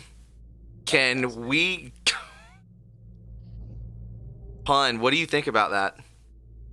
That was awesome. I wasn't ready for a dissertation that completely just, I was brought everything expecting together. questions. So, all right. So what I take from that is that like a mantra to Yes. inhale like that and speak to, I guess, heal yourself? Is that what I took from that? Yes. Healing breathing. Presently breathing. That's probably one of the best things you could teach your listeners as far as self-help or self-care techniques. Is just breathing in through your nose and exhaling, being present in your moment, not thinking stresses of the past or stresses of the future. And that's why kind of we're taking this show in the light fashion that we are, not to take everything so critically, but to really brighten up our understandings. I would love to have that guy on with all three of us and just hit record and just let him go. Just let him go. That guy have a full dissertation for like 5 hours and just sit front row. Exactly what Stop to Go said. Like, wow, he would be like an enormous asset if like he could join us.